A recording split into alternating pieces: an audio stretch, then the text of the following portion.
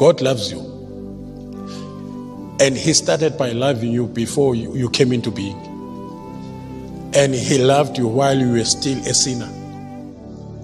To the point where he gave his only begotten son to die for a sinner. How much more if God can die for you while you are still a sinner? How much more self-sin? That's why one of the names Zabanta Bakolwa, they are called the beloved. Yabo? Mawufunda kahle ufunda ngesiZulu uthi kuthiwa abathandekayo, abantu abathandekayo, abathandiwe. This is my beloved son. Akagcina uKristu ngokusho njalo. Nathi we are the beloved of God. Izinto okufanele uzindle ngazo ukuyiyeke lezi ezinegative. Zinomsindo, zimemeza kakhulu engqondweni. Don't entertain those things. Noma ngabe kunomzalwane noma uhletshwa abazalwane, don't entertain it. Rather iphendukezele noma itolike, not ngenyama. Wezwe uyitolike ngomoya, uyitolike ngezwi. Ukuthi nibusisiwe xa benhleba. As long uyayenza kalento abayisho abakleba ngayo. Avezenza ngcono obheke nje ukhuthele ngiyamazi ke njobe ekhuthele nje usefuna isikhundla yakhe. Lithi iBhayibheli lisho iBhayibheli kuphatheka kabi lithi jabula. Why? Because njoba benza njena uNkulunkulu behind ukwenza kwabo ukhona ukwenza kwakhe enza ngakho lokho abakwenzayo. uNkulunkulu uyakwazi ukuthatha into enziwa kuwe wrong asebenze ngayo as a raw material. Ngeke uvele uthathe crude oil edonswa phansi bese uyifaka ethangini lemoto. Iyo ufalo nje. Kodwa lo petrol ozohamba lemoto uzophuma kuyona le crude oil. Lento kaJoseph efaka umgodini kuzophuma ipromotion kuyona lonto. Manje uhlupha ngokukhala bese uphazamisa uNkulunkulu. Ukhalisa ukuthi uhletshiwe, ukhalisa ukuthi makhelana akakuthandi, uNkulunkulu ekuthanda ngala. Bose ufail itest ke ungabusayithola ke promotion.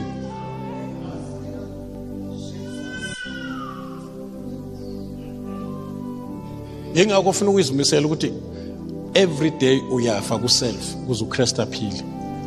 Uyahlupha uself ongafili. Usho njalo uPaulos uthi sifa njalo, sifa zonke insuku.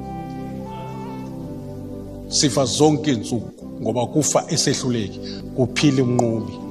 Uze uthi akusaphili mina uKristu ophila. Lento ingene kuwe njengedlozi.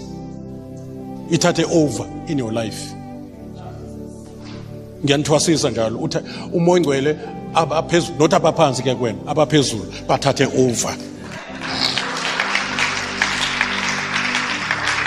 Ave imnandi lo mpilo.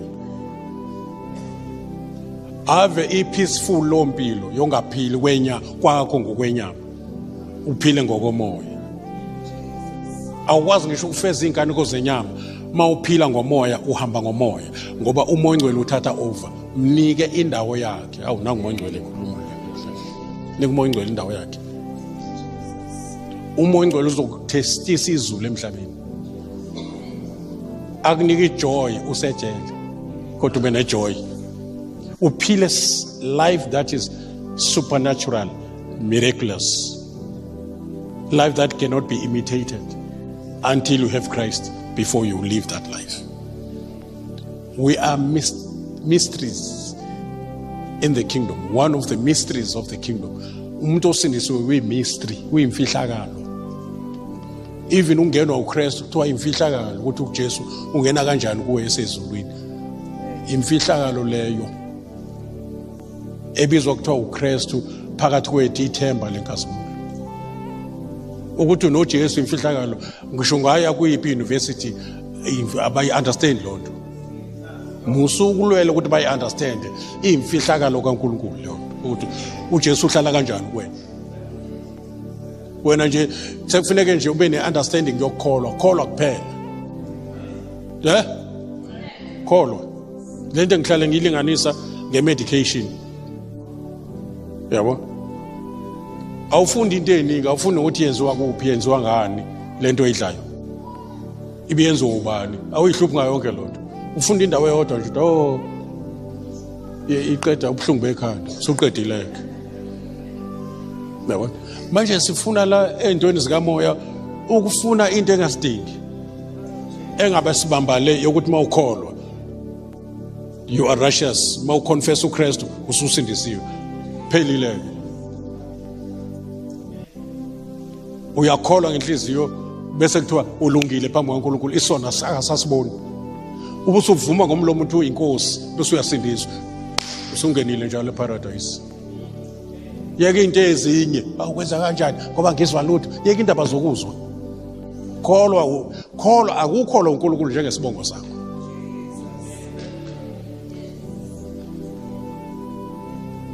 Uzobona isimanga ukuze umusa kaNkulunkulu kwenzele imanga uhlangabeza ngokukholwa. Kholwa, you'll never go wrong. Kholwa. And lapha ekholweni abekhona indawo engasenhla yokumethemba uNkulunkulu, methembe ngenhliziyo yakho yonke, not half-heartedly. Akufuneke iphathi ithembe enye. Uyifuna yonke uNkulunkulu uma uzothemba yena. And bazi ngamagama abathembela. Uyazi ukuthi kuleya muzi ngithenjiwe kuleya muzi. Abayithemba ngezinye izinto bathembe mina kuleya muzi. Ebesema njengenkanyezi phezu kulo muzi. And you'll be like a mountain that cannot be moved. Uma uthemba uNkulunkulu. Awumove on ama.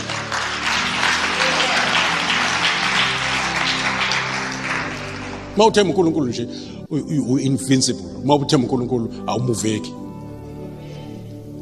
Ngifuna ni experience your life leyo mpilo leyo yokunganyakaziswa. Kube yini enyakaze nikhulume nentaba isuku kodwa nenifana nentaba engasuki. Nixwaye naye izifo zisitshelana izifo ungayi lapho uzosha. Kusho izifo zikhuluma zodwa ngoba izifo zimi imoya eziningi. Zitshelana zodwa nomthakathi nikhona siyaziwa angazi lento iya ngokwembuleka lento saziwa kahle esogweni siyaziwa bayaziwa nje abantu abayinkinga esogweni bayaziwa tshela makhalweni uyaziwa njalo uSathane uyakwazi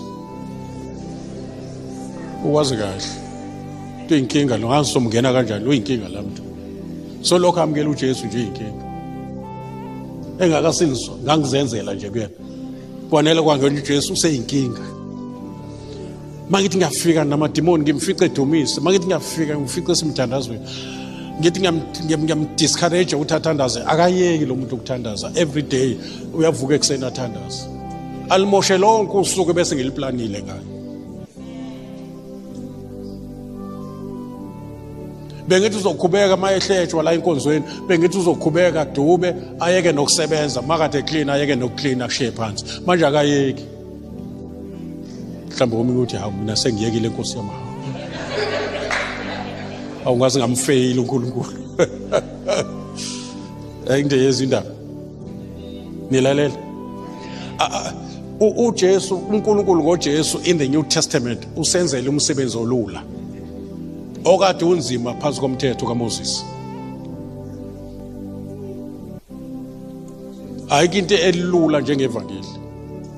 Nomnikazi wakhona uthi my yoke is easy and my burden is light. Athu Isaiah abalendlela kusho ukuthi kulento lempilo esiphilayo nabayizula abalahleki kuyo. Abalahleki. Ukuba be complicated lento yokusindiswa angikholwa ukuthi ngabe ngikhona mina. Yebo.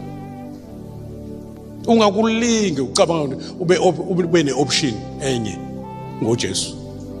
Akekho ofana naye.